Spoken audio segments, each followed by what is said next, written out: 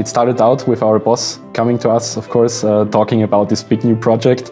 And he said, we have the chance to work with wargaming, and we were all pretty exciting. So it was kind of challenging, but I really liked that opportunity that opened up for me.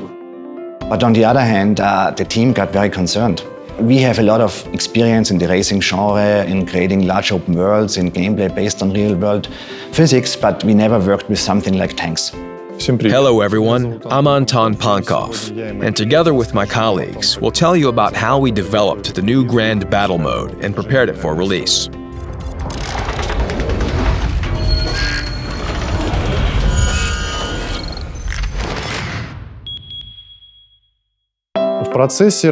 During the work on Grand Battles, even since the idea of these Grand Tank Battles appeared, it became clear that we wouldn't have enough internal resources to implement it completely by ourselves. Considering that the number of features we develop has been growing and they have become more advanced, to meet the spirit and demand of the time, we started searching for external partners who could help us with our tasks and our ideas, who could bring in something new, develop something by themselves, and turn these ideas into reality in cooperation with our teams. About 2 years ago, Jean-Lee from Wargaming called me and told me, hey guys, you have this extensive experience in creating large open worlds and gameplay based on real-world physics. Do you want to help us out on World of Tanks?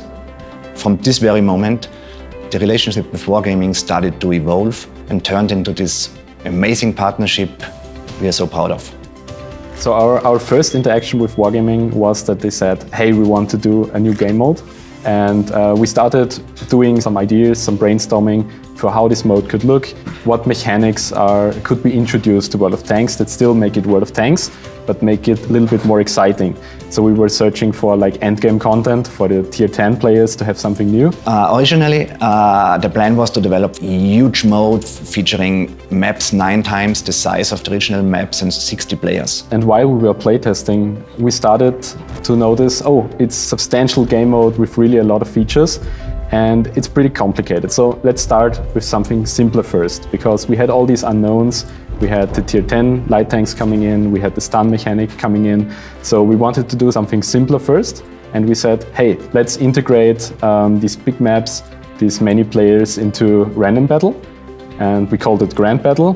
And we wanted to be it like this battle type for tier 10 players, something exciting and worthwhile for them to play, while still keeping the rules pretty simple and similar to random battle. We could not just do a map and say, okay, that's the new map for Grand Battle. We needed to sit down together with level designers from Wargaming. They needed to check our map if it's really good for World of Tanks. And then they suggested changes, we adapted it, and in the end it basically got the stamp approved by Wargaming, and then we could ship it.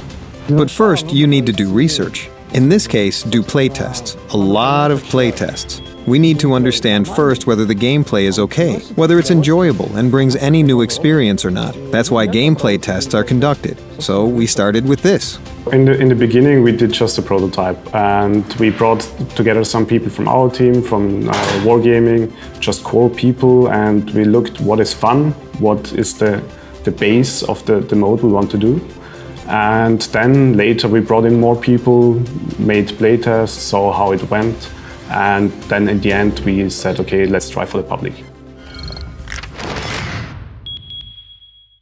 At one particular point in development, which was really close to sandbox release of Grand Battles, we found out that for some reason the game doesn't work on minimum spec machines anymore, which is a big problem because you miss out a large amount of the player base.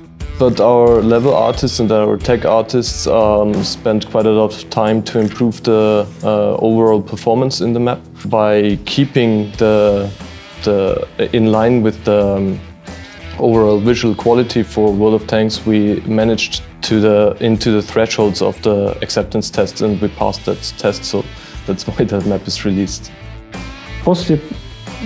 After the test on Sandbox, we realized that the map was good. It worked well in this game mode, and continued working on the map.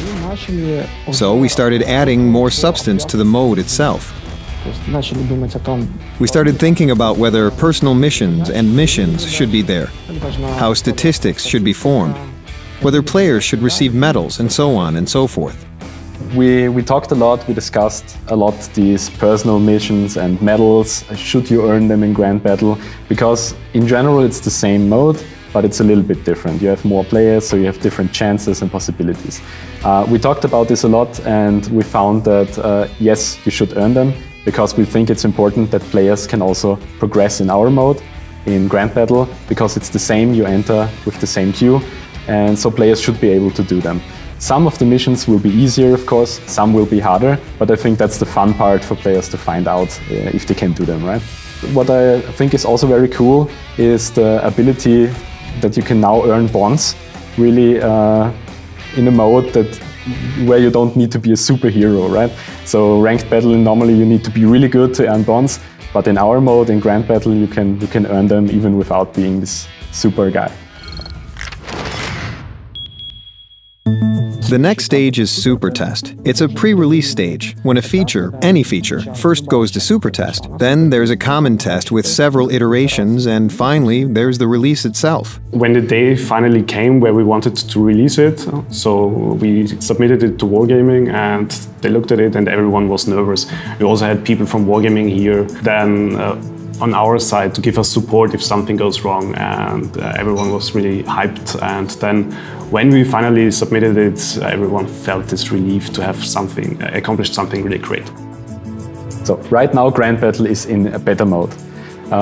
So it's not done yet, but we're still working on the performance, we're still working on the issues that it has. What I can say is that in the future performance will improve for this mode and also for Frontline. So we're working on improvements to the engine and to the performance and also on the stability. So I think in the future it will improve and we can remove this beta flag and the mode will be released finally.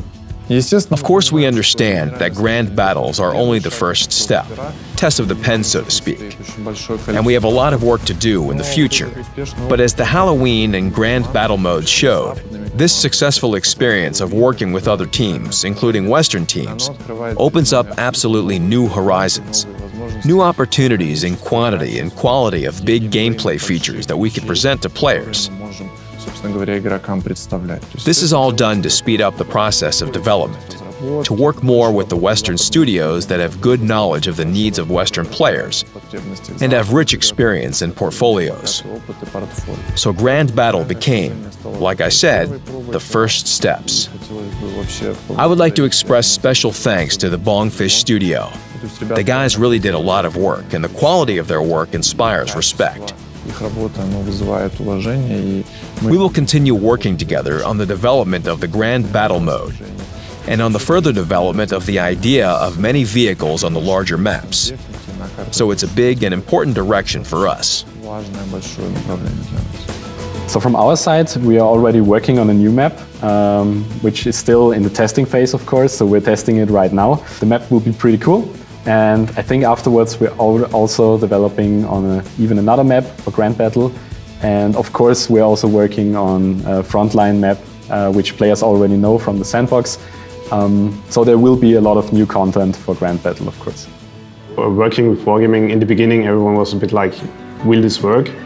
But we quickly found out that it's really awesome to work with Wargaming. And one thing that we learned, or what I heard there when I was in Minsk, that they have this slogan: one game, one team. And I think that's really fitting, because it's not about Bongfish or Wargaming. It's about team and making something great.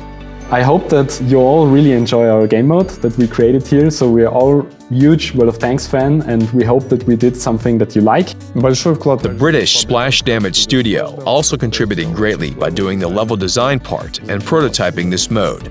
So we would like to thank them as well. And of course, we should mention the Minsk studio, our main and key studio of the World of Tanks developers. The guys finalized the whole mode, did final tests, and transferred everything into our development repositories to make the mode possible. It was a good example of teamwork and concerted efforts. The new maps will be added, of course. They will probably be I mean, they certainly will be the brand new maps specifically developed for this mode. We're also considering the possibility of adapting some of the random battles maps to this mode. Well, in general, we are technically capable of making the maps bigger, expanding them, so we will work intensively on it. We will certainly keep all players posted, show new features on the sandbox, comment tests, and talk about it. A lot of preparatory and test work has been done in the last year, so we will demonstrate the results of this in the next year to the fullest. But hopefully this is just the beginning and many more great things are coming.